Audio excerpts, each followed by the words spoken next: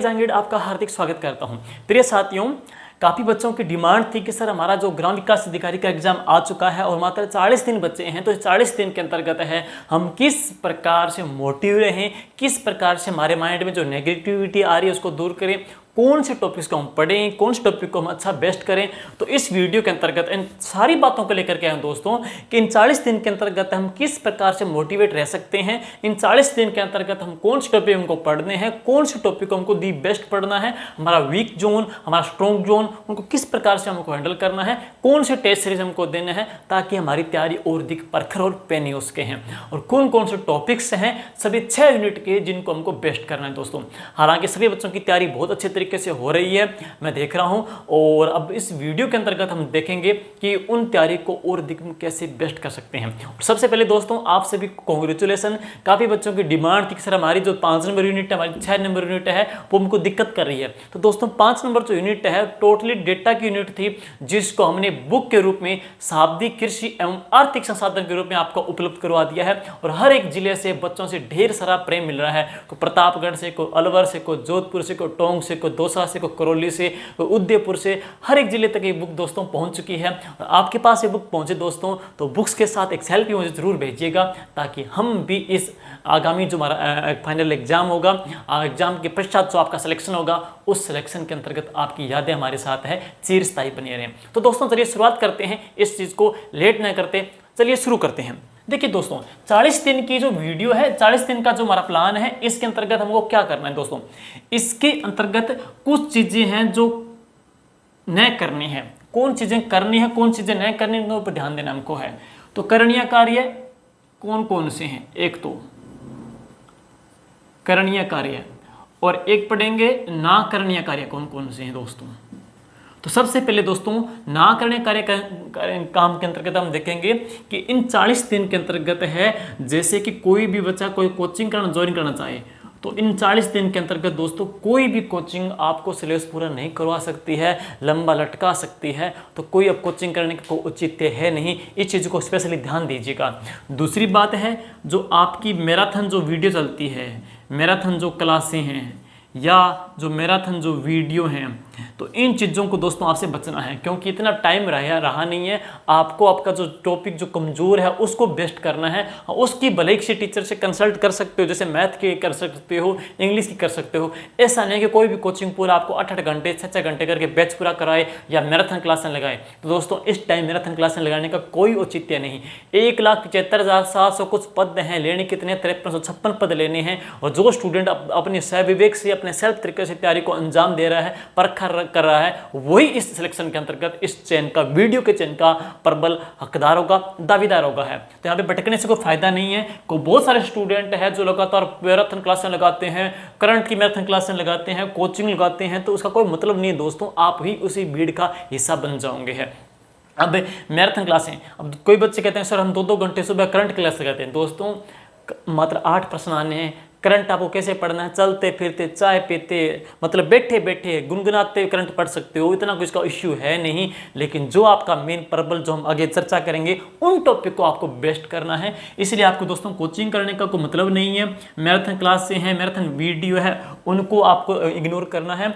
और एक बात और है, कई सारी जो बुक्स हैं, कई सारी बुक्स और एक बुक्स, या आजकल बुक्स की बजाय बुक्स का स्थान किसने ले लिया, कई सारी जो पीडीएफ है और एक जो पीडीएफ है या एक जो बुक है, इन दोनों का आंसर है। अक्सर हम सुनते हैं कि एक बुक या एक पीडीएफ सिलेक्शन करवा देती है, एक बुक सिलेक्शन करवा देती है, लेकिन कई सारी बुक मरवा देती है। ये भी होता है। बहुत सारे स्टूडेंट हैं वो भटकाव में रहते हैं, पूरे दिन से लेकर के रात्रि तक है, बस मैं पीडीएफ दे दो, ये पीडीएफ दे दो, मैं कलेक्शन दे दो।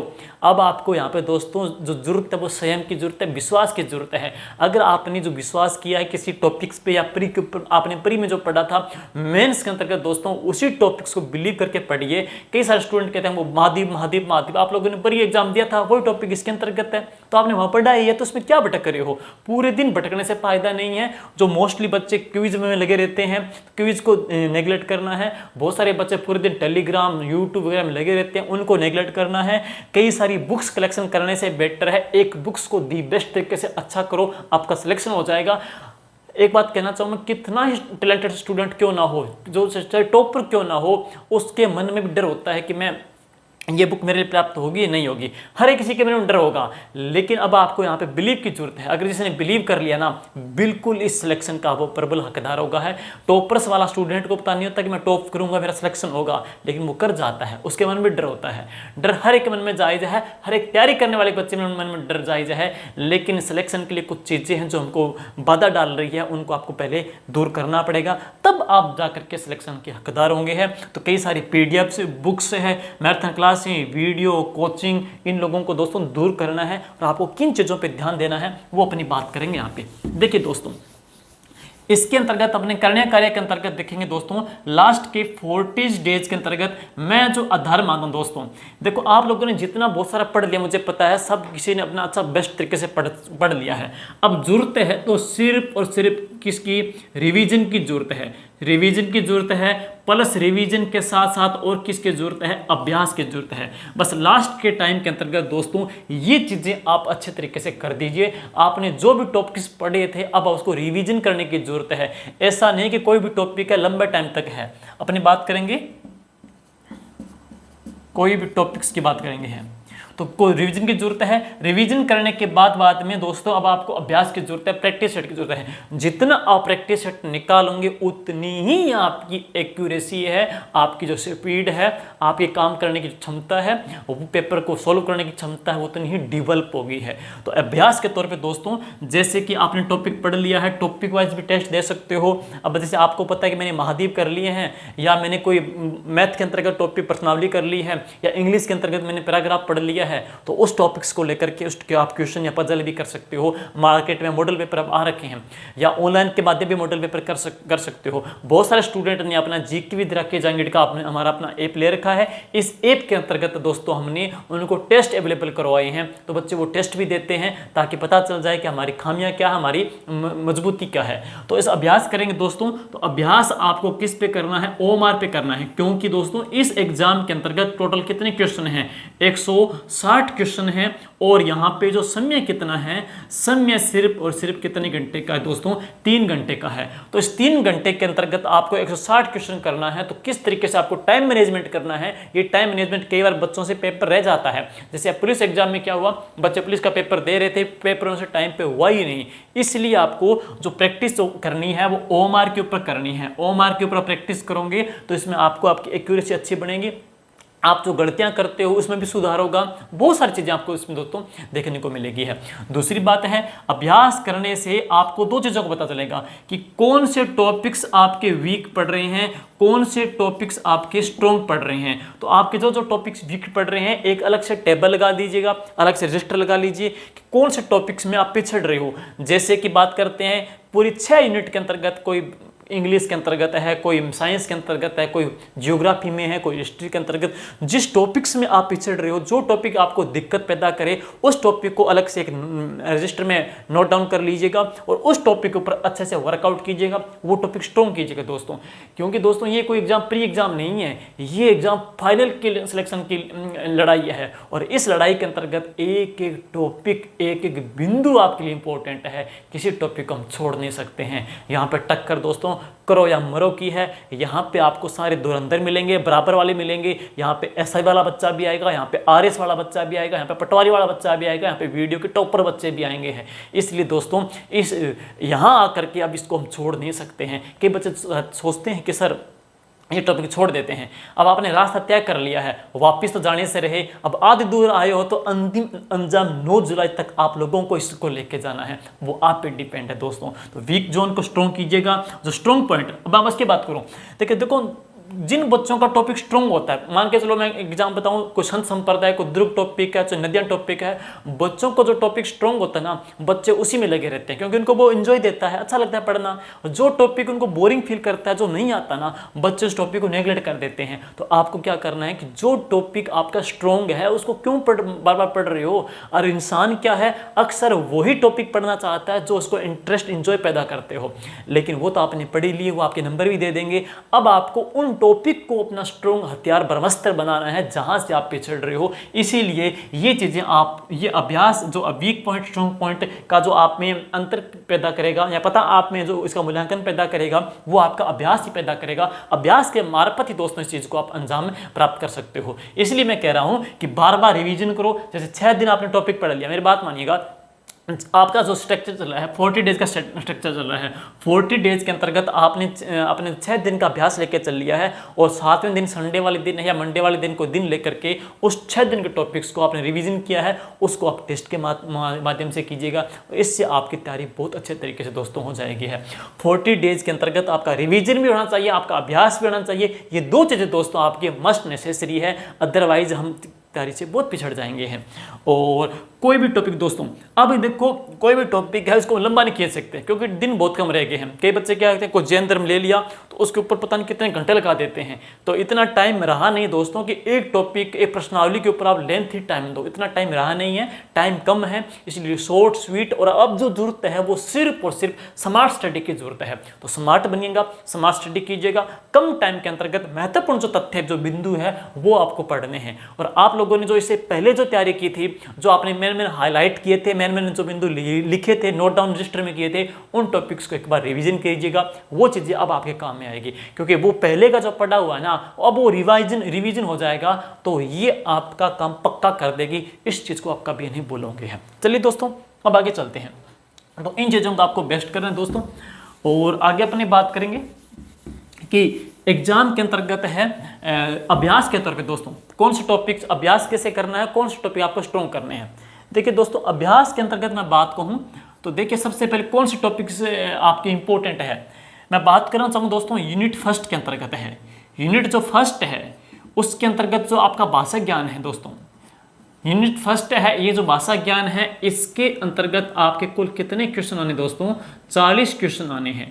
40 क्वेश्चन आने हैं। भाषा ज्ञान के अंतर्गत 2 सब्जेक्ट की भागीदारी, एक तो कौन सी, हिंदी है, और दूसरी कौन सी है, इंग्लिश है। हालांकि जो हिंदी है लगभग 99% बच्चों की बेस्ट है, क्योंकि उन स्टूडेंट ने है हिंदी भी पहले प्री के अंतर्गत में पढ़ी है, उन स्टूडेंट ने हिंदी है अब मेंस में पढ़ रहे हैं। इसके अलावा अन्य एग्जाम के अंतर्गत भी दोस्तों उन्होंने हिंदी पढ़ी है। तो उनके लिए क्या है कि भाषा ज्ञान के अंतर्गत है, एक हिंदी की अहम भागीदारी तो है, लेकिन बहुत सारे स्टूडेंट है, चाहे कोई भी मेहनती क्यों ना हो, उसके अंतर्गत हम बात करेंगे जो इंग्लिश सब्जेक्ट है ना, तो इंग्लिश सब्जेक्ट के अंतर्गत यहाँ पे पिछड़ रहे हैं। मतलब सबकी वीक है, मुझे पता है सबकी लगभग इंग्लिश जोन हमारा नहीं रहा है, कुछ बच्चों की अच्छी है, सबकी इंग्लिश क्या है, वीक है। तो आप क्या किया करो, पैराग्राफ क्या करो, इससे प्रैक्टिस आपकी अच्छी होगी, आपकी इसमें ना स्पीड अच्छी बन जाएगी, और आपको इसमें क्वेश्चन किस तरीके से सॉल्व करने हैं, प्रैक्टिस सेट करने से आपको पता चलेगा है।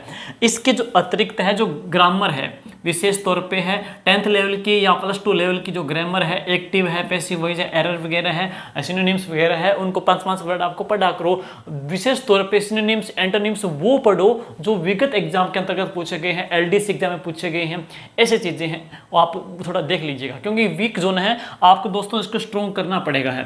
दूसरी बात है, इसके लिए पर नई कोचिंग कर नहीं सकते, लेकिन पैराग्राफ से आप नंबर कैसे लेने हैं वो आप ले सकते हो, थोड़ा आप में स्किल डेवलपमेंट हो जाएगी। बाकी हिंदी सभी की अच्छी रहेगी है। और ये जो यूनिट फर्स्ट है ये 40 क्वेश्चन की रहेगी है। अपने बात करते हैं साथ में दूसरी यूनिट 2 की है। देखिए यूनिट जो 2 है, यूनिट 2 है वह आ जाएगी मैथ की है दोस्तों। यूनिट 2 आ जाती है मैथ की, और इसके अंतर्गत कुल क्वेश्चन कितने रहेंगे, 32 क्वेश्चन रहेंगे है। और इसमें मैं बता दूं आपको, मेरे ख्याल से लगभग कुछ ऐसे स्टूडेंट भी है जो 32 में से 32 लेकर के भी आएंगे, 30 भी लेकर के आएंगे, एक तरफा काम कर देगी है। जिनका बिल्कुल वीक जोन है मैथ इसके अंतर्गत है साथियों, तो वो थोड़ा नुकसान उनको उठाना पड़ सकता है, क्योंकि जीके है वो कहीं से पूछ ले, किस तरीके का पूछ ले हम कह नहीं सकते, लेकिन मैथ अकेली आपका काम कर देगी जिनको आता है। जिनकी मैथ वीक है तो अब टाइम कम बचा है, तो वो थोड़ा सोच लीजिएगा अच्छा किस तरीके से हमको टैकल करना है। विशेष तौर पर दोस्तों मैथ जो है, मैथ के अंतर्गत है हम बात करेंगे बोर्ड की 2005 की बोर्ड की जो किताबें थी वो कंप्लीटली डिट्टो इन्होंने सिलेबस पिक किया है, 10th क्लास की बुक वाला वाला है, मैथ का है। और उसके जो फर्स्ट और सेकंड दोनों जो पार्ट है, हमने टेलीग्राम चैनल है हमारा, जो टेलीग्राम चैनल जिसका लिंक इस वीडियो के अंतर्गत मिल जाएगा, उसमें हमने डाल रखे हैं। कंप्लीटली जो सिलेबस है वो अकॉर्डिंग टू द पॉइंट वहां से उठाया गया है। तो आप वो जो बुक है 10th वाली है 2005 6 7 चलती थी, वो अच्छे तरीके से तैयार कर लीजिए, प्रैक्टिस कर लीजिए, बहुत काम आपके आने वाली है दोस्तों। और अब मैथ के बाद हम बात करेंगे तीसरी जो यूनिट है दोस्तों, यूनिट थर्ड है। यूनिट थर्ड के अंतर्गत आपकी आएगी साइंस। साइंस के अतिरिक्त क्या है, करंट जीके भाई। तो साइंस की बात करें दोस्तों, साइंस इसमें जोड़ी गई है जनरल जो दैनिक विज्ञान है, एक तो यह है दैनिक विज्ञान है, इसके अंतर्गत आप बायोलॉजी वगैरह है इनको अच्छे से देख लीजिए, शरीर का बॉडी स्ट्रक्चर वगैरह देख लीजिएगा, रक्तसमूह वगैरह ऐसे टॉपिक जो नॉर्मल टॉपिक जनरल साइंस के टॉपिक है, विशेष तौर पे इनके प्रश्न एग्जाम में पूछ लेते हैं या विगत एग्जाम में आए क्वेश्चन आप देख लीजिए। क्योंकि साइंस के क्वेश्चन कितने आने हैं, 8 आने हैं, और करंट के भी कितने आने हैं, 8 आने हैं। कुल इस यूनिट से कुल कितने प्रश्न आने हैं, 16 क्वेश्चन आने हैं। दूसरी बात है, इसके अलावा साइंस का दूसरा जो पार्ट है दोस्तों वो है टेक्नोलॉजी का है। टेक्नोलॉजी का जो पोर्शन है आरएस एग्जाम में भी आपने देखा होगा, ऐसा एग्जाम के अंतर्गत आरएस एग्जाम के अंतर्गत है, वो आपको देखना है। इसमें हमने स्प्रिंग बोर्ड के नोट्स भी डाले हैं, वो थोड़ा आप देख लीजिए अगर आपको टाइम मिले तो है। 8 क्वेश्चन साइंस में से आएंगे हैं, दैनिक विज्ञान के, टेक्नोलॉजी के है। करंट की बात करेंगे साथियों, तो करंट की बात करेंगे तो एक तो है विश्व का और भारत का, तो इसमें से कितने क्वेश्चन रहने हैं, 4 क्वेश्चन रहने हैं। दूसरी बात है राजस्थान के हैं, वो कितने रहने हैं, 4 रहने हैं। करंट ऐसे नहीं कि दोस्तों आप जैसे पूरे दिन में उठते ही तो 2 घंटे पूरे दिन मैराथन क्लास करंट के लगाते रहो, तो करंट को इतना टाइम नहीं दे सकते हैं। करंट के अंतर्गत है विशेष तौर पे आपने कह सकते हैं जुलाई 2021 से लेकर के अब तक का है, एट प्रेजेंट तक का आपका विशेष तौर पे जो करंट है वो आप देख सकते हो। राजस्थान के संदर्भ में सरकार की महत्वपूर्ण जो योजनाएं देखना है, आर्थिक समीक्षा के प्रश्न इसमें से पढ़ सकते हैं, बजट में सरकार ने कौन कौन सी घोषणाएं की है, इसके अतिरिक्त है राजस्थान के संदर्भ में कौन कौन से पुरस्कार वगैरह है, पद्मश्री पुरस्कार वगैरह है किसको मिला गया है, तो ऐसी चीजें आप मोस्टली इसमें देख लीजिएगा। IPL का भी इसमें देख सकते हो, यूक्रेन का जो युद्ध का प्रसंग है वो इसके संदर्भ में पूछ सकते हैं, विश्व के संदर्भ के अंतर्गत है। भारत के संदर्भ में कुछ करंट जीके के प्रश्न देख लीजिएगा। तो ये क्वेश्चन आएंगे, 8 क्वेश्चन हैं, विश्व भारत के 4 आने हैं, राजस्थान के आने हैं 4 आने हैं, कुल 8 क्वेश्चन आने हैं करंट जीके के हैं। और साइंस के कितने आने, 8 क्वेश्चन आने हैं। और इसके अंतर्गत आप मार्केट में बहुत सारी गाइड भी चलती है, यूट्यूब चैनल वगैरह कराते हैं, तो लेकिन वो छोटा सा टॉपिक होता है, उसको 2-2 घंटे का ले जाते हैं, इतना आपके पास टाइम नहीं है। चलते फिरते घूमते फिरते बैठे बैठे नजर मार करके करंट जीके आपको पढ़ सकते हो, इस तरीके का टॉपिक रहेगा दोस्तों। तो अब देखिएगा इसके पश्चात में है यूनिट थर्ड के पश्चात, यूनिट थर्ड के बाद है हम बात करते हैं यूनिट फोर्थ की है दोस्तों। यूनिट फोर्थ है, इसमें कुल कितने क्वेश्चन आने हैं, 24 क्वेश्चन आने हैं, जिसको बांटा गया 3 खंडों के अंतर्गत है। तो एक तो है विश्व की जियोग्राफी वगैरह के संदर्भ में है, एक भारत की है, और एक कौन सी है, राजस्थान की है। विश्व के दोस्तों हैं वही टॉपिक आ गया बस जो आपने प्री में पढ़ा था, महाद्वीप का है, और कौन सा, महासागर है, वही टॉपिक है। प्रमुख महाद्वीप है, महासागर है, प्रमुख औद्योगिक जो प्रदेश है वर्ल्ड के है, प्रमुख जो जल धाराएं हैं, प्रमुख जो चोटियां वगैरह है, इसमें से आप कर सकते हो। और महाद्वीप जो महासागर है, हमने आपकी जो टेस्ट सीरीज आप लोगों ने ले रखी है उसमें हमने डाले हैं, लेकिन इन दोनों टॉपिक को मैं Telegram channel GK with Rakesh Jangid में कल तक डाल दूंगा, उसमें से आप प्रिंट लेकर के दोस्तों इसका पढ़ लीजिएगा। बहुत ही शानदार तरीके से डीपली तरीके से इसको तैयार किया गया है। महाद्वीप महासागर का है, महाद्वीप महासागर हो गया।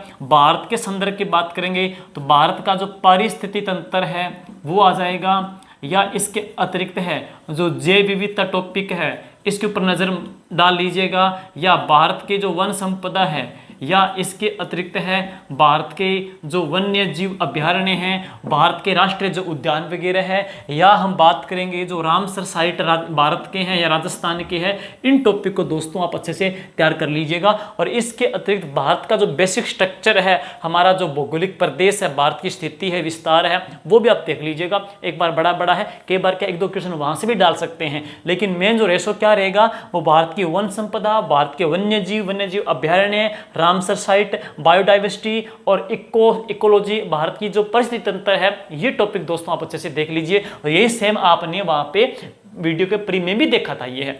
अब राजस्थान के दोस्तों, राजस्थान तो वो सेम ही आ गया जो आपने वीडियो के प्री में पढ़ा था, आपने पुलिस में पढ़ा था, आप आगे आप पटवारी में पढ़ा है, वो सेम ही है। राजस्थान की स्थिति है, विस्तार है, जलवायु है। लेकिन अब मैं बात करना चाहूंगा इसमें जो आपको स्ट्रॉन्ग करना है, तो एक तो देख लीजिए कृषि जलवायु खंड। भाई ये प्रश्न हम कह सकते हैं टॉपिक ऐसा है जो पेटेंट कराया टॉपिक है, डन डेफिनेटली क्वेश्चन पूछा जाएगा। कृषि जलवायु खंड के अतिरिक्त मैं बात करूंगा जो वन्य जीव संरक्षित क्षेत्र हैं, वन्य जीव संरक्षित क्षेत्र है, वो आप अच्छे से देख लीजिए। इसमें से भी दोस्तों प्रश्न पूछे जाते हैं, एट प्रेजेंट के अंतर्गत है। इसके अतिरिक्त है खनिज वगैरह टॉपिक है, अभ्यारण्य टॉपिक है, ये टॉपिक इसके अंतर्गत रहेंगे है। तो ये टॉपिक है आपने प्री में पढ़े थे, यहाँ भी एक बार बड़े बड़े नजर डाल लीजिएगा। यहाँ भी किसी को दिक्कत नहीं आने वाली, खैर दिक्कत आएगी अब 5 और 6 के अंतर्गत मुझे पता है। तो सुनिए दोस्तों, उसका निराकरण किस प्रकार से आपको करना है। सभी बच्चों की वही दिक्कत थी। अब देखेंगे यूनिट नंबर 5 अपने, यूनिट नंबर 5 दोस्तों, और इसका जो नाम है वह है कृषि एंड आर्थिक संसाधन। कृषि एंड आर्थिक संसाधन है। कितने क्वेश्चन के दोस्तों?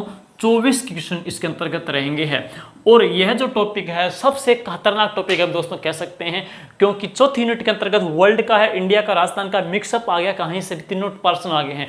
छठी यूनिट के अंतर्गत भी है, राजस्थान की हिस्ट्री है, इंडिया की हिस्ट्री है, राजस्थान कल्चर है, मिक्सअप डाल दिया गया है। लेकिन ये दोस्तों एक अकेली ऐसी यूनिट है जिसके अंतर्गत सारे जो टॉपिक्स है to the point plus authentic और अपडेट डाटों के साथ मिलना बहुत दुर्लभ है। इसीलिए बार बार बच्चों के कहने के ऊपर दोस्तों हमने एक छोटा सा मेहनत की थी, प्रयास किया था, और उस प्रयास का बहुत अच्छा रंग लेके आ रहा है। आप सभी को पता हो कि शाब्दी अपनी जो पब्लिकेशन है, आप सबकी जो बुक है उसके मार्फत है शाब्दी यूनिट 5 वीडियो की स्पेशली कृषि आर्थिक संसाधन की मार्केट में छोटी सी बुक आई है। उस बुक के अंतर्गत आपकी कृषि है, उद्योग है, हस्तकला है, ऊर्जा है, पंचायती राज है, सहकारिता है, सिंचाई परियोजनाएं हैं, गरीबी है, बेरोजगारी है, तमाम जो टॉपिक दोस्तों आपको उपलब्ध करवाए गए हैं। लास्ट में इसके क्वेश्चन भी डाले गए हैं, और मुझे उम्मीद है, पूर्णतः विश्वास भी है कि इसके अंतर्गत जो टॉपिक्स हमने डाले हैं, जो मेहनत की है, उसका डेफिनेटली इस पर हमको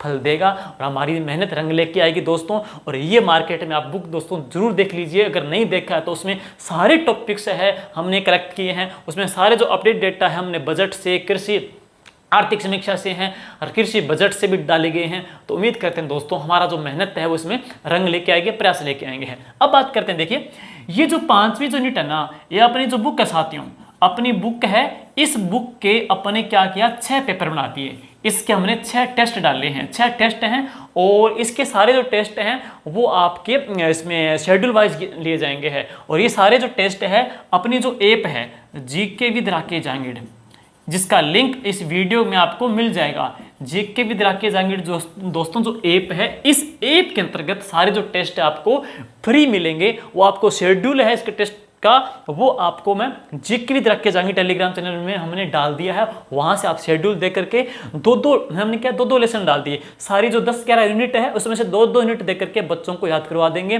तो इसमें आपके दोस्तों 5 नंबर जो यूनिट है 24 क्वेश्चन की, इसका काम हम किल कर देंगे, पक्का कर देंगे हैं। तो इसमें फ्री टेस्ट लेंगे। ये टेस्ट दोस्तों जरूर दीजिएगा।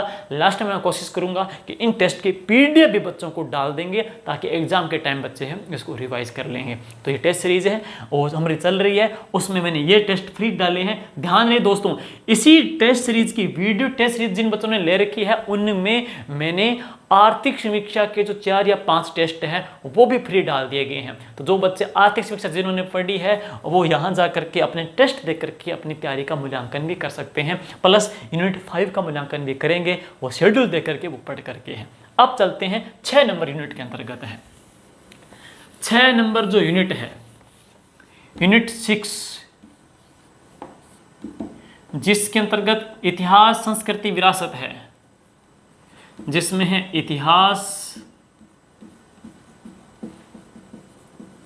संस्कृति और विरासत की है। और इसमें भी कुल कितने क्वेश्चन आने दोस्तों? इसमें भी कुल 24 यानी कि 24 क्वेश्चन आने हैं। अब दोस्तों इसकी मैं बात करूंगा तो इतिहास के संदर्भ में एक तो है भारत का इतिहास है। भारत के इतिहास के अंतर्गत है भारत के प्रमुख लैंडमार्क डाले हैं। तो भारत के प्रमुख लैंडमार्क डाले हैं। तो इसके अंतर्गत हम क्या देखेंगे आपको, महत्वपूर्ण लैंडमार्क का दोस्तों मतलब क्या है कि महत्वपूर्ण जो तथ्य है, महत्वपूर्ण जो पहलू है, उनको पढ़ना है। आपको ज़्यादा डीप तक नहीं जाना, आपको विषय का विशेषज्ञ नहीं बनना, आपको ऊपरी लेवल तक का पढ़ना है, बेसिकली पढ़ना है, उनकी जानकारी देखनी है।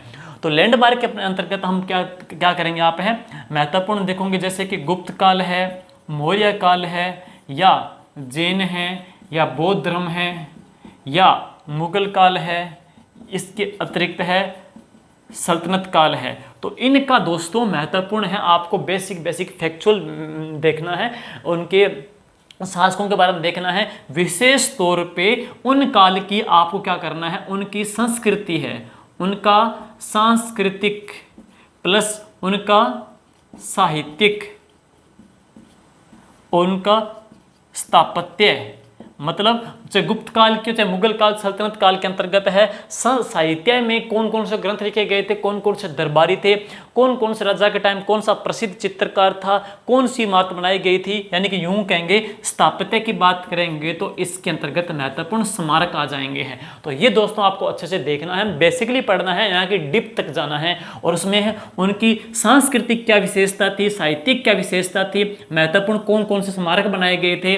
तो ये आपको बेसिकली पढ़ना है। और ये दोस्तों आपको हमारी जो आरबी जो बुक चलती है RBSC की, उसकी 11वीं 12वीं बुक में भी मिल सकता है, चाहे आप किरण से देख सकते हो, चाहे आप किसी अन्य गाइड से देख सकते हो, बेसिकली पढ़ना है। इसके जो अतिरिक्त है, इसके अतिरिक्त मैं बात करूंगा तो इसमें पुनर्जागरण समाज सुधारक दे रखे हैं। तो दोस्तों इसके अतिरिक्त है, इसमें जो पुनर्जागरण है, प्रमुख समाज सुधारक दे रखे हैं, और उसके अंतर्गत है आप है विशेष तौर पे राजा राम मोहन राय देख सकते हो, ईश्वर चंद्र विद्यासागर देख सकते हो, केशव चंद्र इसमें है, केशव चंद्र भी देख सकते हो, या एनी बेसेंट है। तो इनका दोस्तों महत्वपूर्ण बड़े बड़ा देख लीजिए, और इनका भी आपको क्लास 12 की जो बुक्स है उसमें इनके बारे में दे रखा है, वहां से आप देख करके बेसिकली पढ़ सकते हो। पुराने एग्जाम के अंतर्गत कैसे प्रश्न बन सकते हैं, जहां तक मुझे लगता है मोस्टली राजा राम मोहन राय से प्रश्न पिक कर लेगा है, यहां से प्रश्न उठा सकता है। तो इसको आप अच्छे से देख लीजिएगा। और अब बात करते हैं राष्ट्रीय एकता। देखो इसमें दे रखा राष्ट्रीय एकता और मध्यकाल की पृष्ठभूमि, मध्यकाल की पृष्ठभूमि, सामाजिक उनका जीवन और आर्थिक विकास है। तो राष्ट्रीय एकता से मतलब क्या है कि हमारा जो एकीकरण है वो आपको देखना है। एकीकरण के अलावा हम देखेंगे तो स्वतंत्रता आंदोलन दे रखा है, राष्ट्रीय एकता भी दे रखा है, और स्वतंत्रता आंदोलन भी दे रखा है। स्वतंत्रता आंदोलन की कड़ी के अंतर्गत हम दे सकते हैं विशेष तौर पे महत्वपूर्ण जो गठन जो राजनीतिक संस्थाएं बनी थी, जैसे अभिनव भारत संस्था का गठन हो गया था, या गदर पार्टी की स्थापना हो गई थी, महत्वपूर्ण आंदोलन हो गए थे, बारदोली सत्याग्रह हो गया है, या इसके अतिरिक्त है असहयोग आंदोलन है, भारत छोड़ो आंदोलन है। इनका आंदोलन को लेकर के है, महत्वपूर्ण घटनाओं को लेकर के महत्वपूर्ण संस्थाएं हैं, या कांग्रेस की स्थापना वगैरह है। ये दोस्तों आपको महत्वपूर्ण तथ्य पढ़ने हैं, बड़े बड़े पढ़ने हैं। राष्ट्रीय एकता के अंतर्गत है, हमारे एकीकरण के अंतर्गत है, कौन कौन से प्रयास हुए थे, कौन कौन से आंदोलन हुए थे, कौन कौन सी समिति गठित की गई थी, ये बड़ा बड़ा देखना इसके अंतर्गत है। और मध्यकाल की पृष्ठभूमि के अंतर्गत हम देखेंगे राजस्थान की हिस्ट्री में, आप देखेंगे कि राजस्थान के महत्वपूर्ण जो राजवंश है, राजस्थान के महत्वपूर्ण जो राजवंश है, उनका दिल्ली के शासकों से विशेष तौर पे क्या रिलेशन रहा है, चाहे वो वैवाहिक भी हो या युद्ध का हो, या किस प्रकार की रणनीति है। हम इसके अंतर्गत आपको क्या करना है, विशेष तौर पे मेवाड़ का है, और हम कहेंगे मेवाड़ के अतिरिक्त है रणथंभौर के राजाओं का है, जालोर के चौहानों का है, बीकानेर के राय सिंह का है, या आमेर के मानसिंह प्रथम का है। इन राजाओं का दिल्ली के शासकों के साथ जो रिलेशन रहा है उनको आप अच्छे से देख लीजिए एक बार अच्छे से है, और ये पढ़ना है। और उनके मध्यकाल के अंतर्गत है राजस्थान की जो पृष्ठभूमि है, वहाँ पे किस प्रकार की राजस्व प्रणाली थी, वहाँ पे किस प्रकार के टैक्स लिए जाते थे, तो उनके बारे में थोड़ी सी शब्दावली है आपको देखनी है। कई बार पूछ लेते हैं कि रेख क्या था, दान क्या थी, रेख क्या था, को कर के बारे में पूछ सकते हैं, वहाँ पे मंत्रियों को क्या बोलते थे, पटवारी को क्या बोलते थे, उस इकाई को क्या बोलते थे। तो उस समय का जो विशेष तौर पर उस समय की पर जो प्रशासनिक शब्दावली है ना, उनको आप अच्छे से देख लीजिएगा, बड़ा बड़ा देख लीजिएगा। क्योंकि देखो दोस्तों 6 नंबर यूनिट बहुत लेंथी है, इसमें इंडिया का भी डाल दिया है, राजस्थान का भी डाल दिया है, कल्चर भी डाल दिया है, तो इसमें आपको बड़ा बड़ा देखना है। 24 नंबर की रहेगी, दिन कम रहेगी, ज़्यादा ऐसा नहीं कि आप पूरी हिस्ट्री लेके बैठ जाओ, पूरी आर्य की किताब लिख के बैठ जाओ। अगर आपने पीछे पढ़ा है तो जो हाईलाइट किए हैं वो मेन तथ्य देखना है। राष्ट्रीय एकता के महत्वपूर्ण बिंदु पहलू पढ़ना है। मध्यकाल के अंतर्गत महत्वपूर्ण राजाओं के साथ कौन कौन से युद्ध हुए थे, कौन कौन से वैवाहिक संबंध हुए थे, वो पढ़ना है। सारे जो टेक्स्ट कौन कौन से थे, प्रमुख वर्ग का या विभाग का क्या उपनाम था, क्या उनकी शब्दावली थी, बस वो एक बड़ा बड़ा नजर मार दीजिएगा। उम्मीद है बेसिकली प्रश्न पूछा जाएगा, इसमें से डीप आपसे नहीं पूछा जाएगा है। और इसके अतिरिक्त है राजस्थान का प्रजामंडलीय आंदोलन है, राजस्थान का एकीकरण है, किसान आंदोलन है, जनजातीय आंदोलन है। और एक दोस्तों आपको बात कहना चाहूं, आजकल जो एग्जाम में पूछा जा रहा है, राजस्थान के स्वतंत्रता संग्राम में महिलाओं की क्या भूमिका थी, वो आप जरूर देख लीजिएगा। पेपर के अंतर्गत, वर्तमान के अंतर्गत महिलाओं का प्रश्न बहुत ज्यादा पूछा जा रहा है। जैसे दापिक देवी का नाम आ गया है या अंजना चौधरी का नाम आ गया है, तो इन महिलाओं को लेकर के भी पेपर में प्रश्न पूछे जाते हैं। तो उम्मीद है आप अच्छा करेंगे, बेहतरीन करेंगे, और कोई टॉपिक को ज्यादा डीप लेकर के पहाड़ जैसा मान करके नहीं बैठोगे है। बस बेसिक बेसिक पढ़ना है, इतना माइंड पे वजन नहीं लेना है, जल्दी से जल्दी फारिग करते जाना है टॉपिक्स को है, बार बार रिवीजन करना है। और दूसरी बात, प्रैक्टिस में परफेक्ट है। प्रैक्टिस आपकी तैयारी को बेहतरीन रंग देगी, रूप देगी, और इसी के बलबूते आप अपने लक्ष्य को दोस्तों पा सकते हो। तो इस प्रकार से तैयारी करनी है। और आपके लिए दोस्तों टेस्ट डाल दिए गए हैं, टेस्ट दीजिएगा, अपनी परफॉर्मेंस देखिएगा। और 5 नंबर जो यूनिट है उसका भी हमने टेस्ट सीरीज